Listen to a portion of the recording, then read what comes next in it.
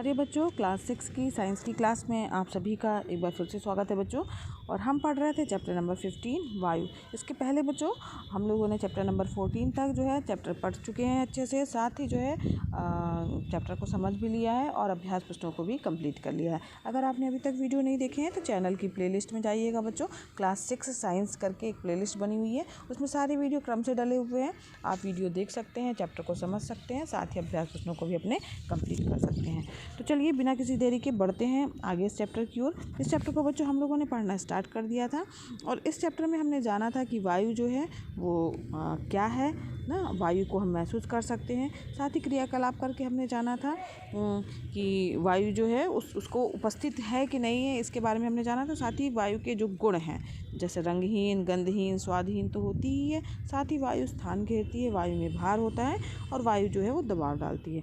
इसको भी एक्सपेरिमेंट करके हमने जो है जान लिया था। तो आगे बढ़ते हैं बच्चों। इसमें हमको जानना है आज वायु के संगठन के बारे में कि वायु का संगठन में जो है वो क्या क्या चीज़ें होती हैं। बच्चों, पहले का जो समय था तो उसमें ऐसा सोचा जाता था कि वायु क्या है, केवल एक पदार्थ है। लेकिन प्रयोग के द्वारा ये सिद्ध हो गया है कि वास्तव में ऐसा नहीं है। वायु एक पदार्थ नहीं बल्कि क्या है, अनेक प्रकार की गैसों का मिश्रण है। वायु क्या है बच्चों, अनेक प्रकार की गैसों का मिश्रण है। ठीक है, तो अब हम अब अलग अलग एक्सपेरिमेंट करके हम देखते हैं कि ये वायु जो है वो किन किन गैसों का मिश्रण है, इसके अवयव जो हैं कौन कौन से हैं, या वायु के संगठन में कौन कौन सी चीज़ें हैं। तो इसके लिए बच्चों एक एक्सपेरिमेंट हम करने जा रहे हैं। तो इसको एक्सपेरिमेंट को देखिए, इसमें जो है हम जानेंगे कि वायु में ऑक्सीजन जो है वो प्रेजेंट होती है, ऑक्सीजन की उपस्थिति होती है। तो इसके लिए क्या करना है आपको कि 2 उथले पात्र लेने हैं और 2 समान आकार की जो है वो मोमबत्तियाँ जो है वो बीचों बीच जो है वो लगाना है। ठीक है, और उसमें कुछ पानी भर देना। ये जो देख रहे हैं 2 आपको जो है थोड़ा चौड़े से जो है वो बीकर लिए हैं, बीकर नहीं बोलेंगे उसको, उथला हुआ पात्र है।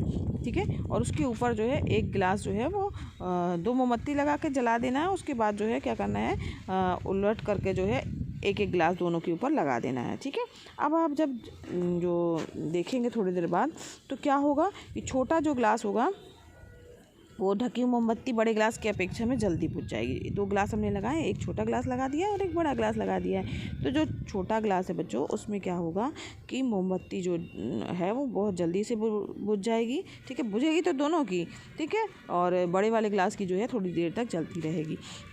तो गिलास के अंदर की जो वायु होती है बच्चों, उसमें क्या होता है, ऑक्सीजन की उपस्थिति होती है। तो उपस्थित जो ऑक्सीजन होती है वो मोमबत्ती के जलने में सहायक होती है।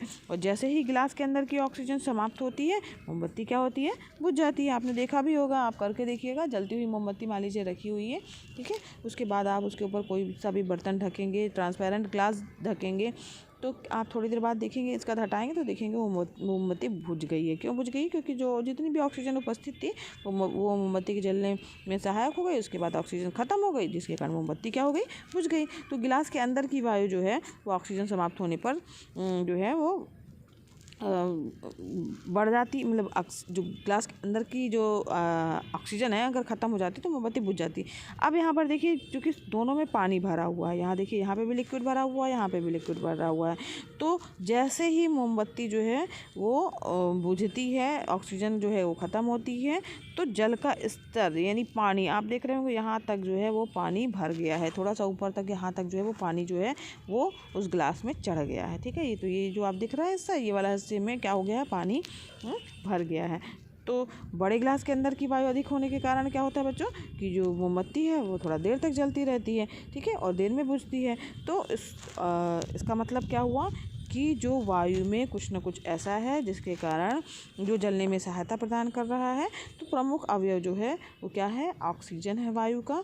और इसमें जो है इसकी जो मात्रा होती है वो 21% होती है और जलने के लिए आवश्यक होती है ऑक्सीजन। इसलिए इससे निष्कर्ष निकल रहा है कि वायु में क्या है, ऑक्सीजन उपस्थित होती है और इसकी मात्रा कितनी होती है, 21% होती है। ठीक है, अब गिलास के अंदर की जब वायु में मोमबत्ती के बुझने के बाद भी कुछ वायु अगर बची हुई है तो वो जलने में सहायक नहीं है, या नाइट्रोजन गैस है। अब उसके अंदर उसके बाद भी कुछ ना कुछ वायु बची हुई है तो वो जलने में सहायक नहीं है।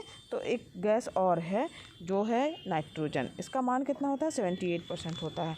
तो यानी वायु में नाइट्रोजन की मात्रा कितनी होती है, 78% होती है। और साथ ही बच्चों, ऑक्सीजन और नाइट्रोजन के अलावा भी जो है वायु में कार्बन डाइऑक्साइड गैस भी उपस्थित होती है। तो इस प्रकार से बच्चों ये पता चल रहा है कि वायु जो है वो विभिन्न प्रकार की गैसों का मिश्रण है। और प्रतिशत के आधार पर अगर हम बात करें कि वायु का संगठन क्या है, तो वायु में नाइट्रोजन जो होता है वो 78% होता है, ऑक्सीजन की मात्रा 21% होती है, कार्बन डाइऑक्साइड जो होता है वो 0.03% होता है, और इसके अलावा भी अन्य गैसें होती हैं, ठीक है, तो वो होती हैं 0.97% में। ठीक, तो इस तरीके से जो है वायु में विभिन्न प्रकार की गैसें होती हैं। वायु जो है विभिन्न प्रकार की गैसों का मिश्रण होता है। अब रात में जो है अंधेरे कमरे में टार्च जला करके उसके प्रकाश को आप देखिए, तो आप देखेंगे कि कुछ कण जो हैं वो हवा में इधर उधर तैरते हुए नज़र आ रहे हैं। तो ये जो कण होते हैं बच्चों, वो ये धूल के कण होते हैं। तो इसका मतलब है कि वायु में जो है वो धूल के कण भी पाए जाते हैं। धूल के अतिरिक्त बच्चों वायु में जलवाष्प भी होती है ना। अलग अलग स्थानों पर जो है इन दोनों का अनुपात जो है वो अलग अलग हो जाता है। कहीं धूल के कण ज़्यादा होंगे तो कहीं जलवाष्प ज़्यादा रहेगी। मौसम के अनुसार भी ये जो है वो बदलते रहते हैं। तो किसी समय पर भी किसी भी स्थान पर ये अनुपात जो है वो समय समय पर जो है वो क्या होता है, बदलता रहता है। तो इस प्रकार से हमने जान लिया बच्चों वायु के संगठन के बारे में कि वायु किन किन गैसों का मिश्रण है और उसमें कितना कितना प्रतिशत उनका होता है। अब हम जानते हैं कि वायु में उपस्थित ऑक्सीजन की उपयोगिता के बारे में और उसकी आवश्यकता के बारे में। कई बार बच्चों आप जो है बंद कमरे में मान लीजिए बैठे हुए हैं, ठीक है, तो बंद कमरे में कभी कभी क्या होता है कि हमें घुटन सी महसूस होती है ना। अगर बिल्कुल बंद कमरा है तो लगेगा कि जैसे हम सांस नहीं ले पा रहे हैं, घुटन सा महसूस होता रहता है, क्योंकि बंद कमरे की जो वायु होती है उसमें उपस्थित ऑक्सीजन जो है, हम ऑक्सीजन सांस लेते रहते हैं तो उसके कारण जो है वो ऑक्सीजन जो है वो घटने लगती है। ठीक है, तो इसके लिए जो है कई बार होता है कि हम बोलते हैं कि खिड़की खोल दो, दरवाजे खोल दो, है ना, तो तब हमें लगता है फ्रेश एयर आएगी, थोड़ा सा अच्छा महसूस होगा। तो इस प्रकार से जो है हम ये प्रक्रिया करते हैं। तो बंद कमरे में घुटन महसूस होती है क्योंकि ऑक्सीजन जो है वो धीरे धीरे करके घटने लगती है। तो जो हम बच्चों सांस लेते हैं तो श्वसन की क्रिया में क्या होता है कि जो ऑक्सीजन जो है वो हम शरीर में लेते हैं और कोशिकाओं में जो है वो पहुंचती है। और इसके बाद क्या होता है बच्चों कि जो ऑक्सीजन जो है हमारे शरीर में जब पहुंच जाती है उसके बाद कोशिकाओं में उपस्थित कार्बन डाइऑक्साइड जो होती है वो श्वसन क्रिया के माध्यम से बाहर निकलती है, यानी हम कार्बन डाइऑक्साइड गैस छोड़ते हैं, ऑक्सीजन लेते हैं, कार्बन डाइऑक्साइड गैस छोड़ते हैं। ठीक है, तो अब क्या होता है जब बंद कमरा होता है बच्चों तो ऑक्सीजन की मात्रा तो जो है धीरे धीरे करके घटती जाती है क्योंकि हम ऑक्सीजन जो लेते जा रहे हैं। इसके बाद जो है कार्बन डाइऑक्साइड निकाल रहे हैं तो कार्बन डाइऑक्साइड बढ़ने लगती है। तो कमरे में अगर ऑक्सीजन की पर्याप्त मात्रा ना मिले तो प्राणी जो है कोई भी होगा उसका दम घुटने लगता है, जिसके कारण जो है वो उसकी मृत्यु भी हो सकती है। तो कई बार आपने सुना भी होगा कि जब ठंड का सीज़न है तो अंगीठी वगैरह जला करके जो है वो रात में कमरा खिड़की विड़की बंद करके नहीं सोना चाहिए, उससे डेथ तक हो सकती है क्योंकि ऑक्सीजन धीरे धीरे करके जो ऑक्सीजन जलने में सहायक होती है। तो ऑक्सीजन जो अंगीठी जल रही है तो सारी ऑक्सीजन जो है वो धीरे धीरे करके ख़त्म होती जाएगी। कमरा बंद है अगर आपका तो ऑक्सीजन मिलेगी ही नहीं और उसके बाद आपका दम घुट जाएगा। तो इसलिए जो है इस चीज़ का विशेष ध्यान रखिएगा, खिड़की दरवाजे जो है वो खुले रखिएगा अगर आप अंगीठी जला रहे हैं। तो इससे क्या कहते हैं निष्कर्ष निकालना है कि जो जीवधारी हैं उनको जीवित रहने के लिए जो है वो ऑक्सीजन आवश्यक होती है, यानी हमें जीवित रहने के लिए जो है ज़िंदा रहने के लिए ऑक्सीजन बहुत ज़रूरी है। ऑक्सीजन के बिना हम ज़िंदा नहीं रह सकते हैं क्योंकि हम सांस में ऑक्सीजन ही गैस लेते हैं। कई बार बच्चों देखा होगा कि पर्वतारोही और गोताखोर जो होते हैं वो ऑक्सीजन के सिलेंडर को लेके जाते हैं। क्यों ले जाते हैं बच्चों? जो ऊपर जाते हैं तो वो क्यों लेके जाते हैं? क्योंकि पृथ्वी तल से जैसे जैसे हम ऊंचाई पर जाते हैं या तो फिर गहराई पे जाते हैं, ठीक है, तो वायु का दाब क्या होता है धीरे धीरे करके कम होने लगता है, जिसके कारण वायु का घनत्व भी कम हो जाता है और जिसमें ऑक्सीजन की मात्रा भी धीरे धीरे करके कम हो जाती है।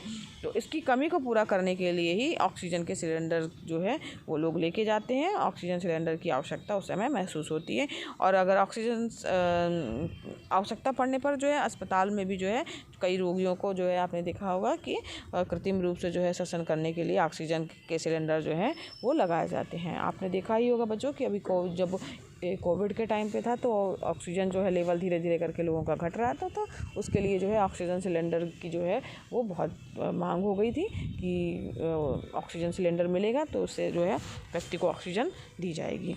तो ऑक्सीजन जो है इसका मतलब है हमारे जीवित रहने के लिए बहुत ही आवश्यक है। ठीक है, तो इसकी उपयोगिता आपको समझ में आ गई है।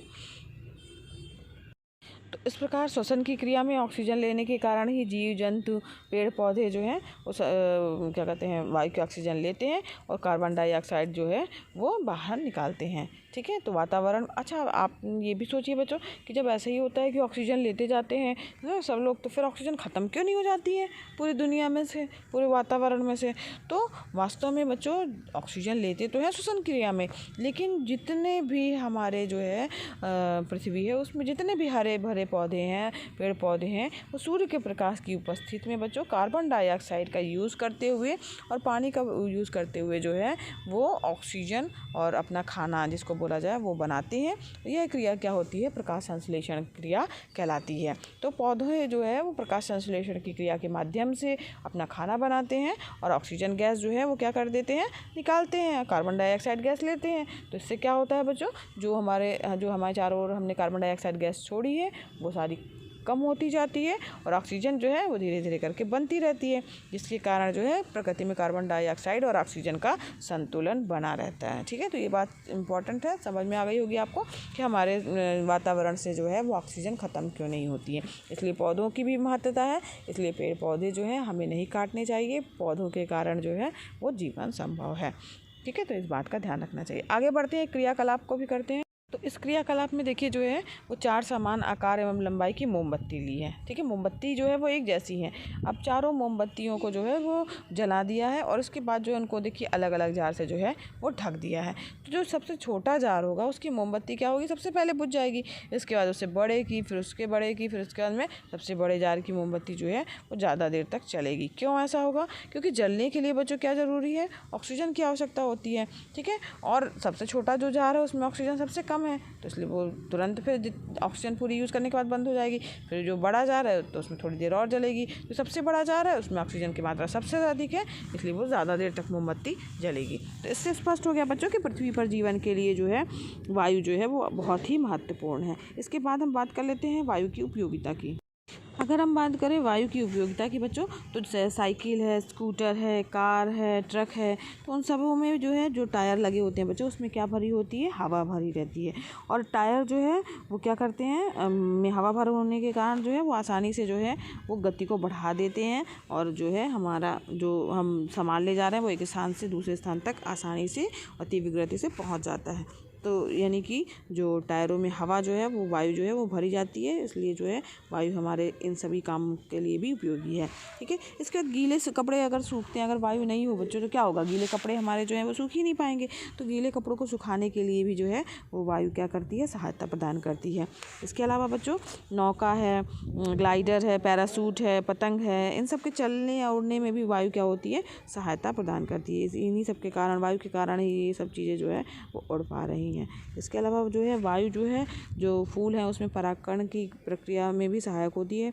वायु के माध्यम से ही जो है फूलों के परागकण जो हैं वो इधर उधर उड़ के जाते हैं और परागकण की प्रक्रिया होती है। इसके अलावा बच्चों जो है ओक, सेमल, कपास है ना, ये आदि हल्के जो बीज हैं उनके प्रकीर्णन में भी वायु क्या होती है, सहायता प्रदान करती है। इसके अलावा बच्चों जल चक्र में भी वायु महत्वपूर्ण भूमिका निभाती है ना। वायु के कारण ही पानी उड़ता है, बादल में जाता है, फिर उसके बाद में बादल बनते हैं, फिर उसके बाद में बारिश होती है।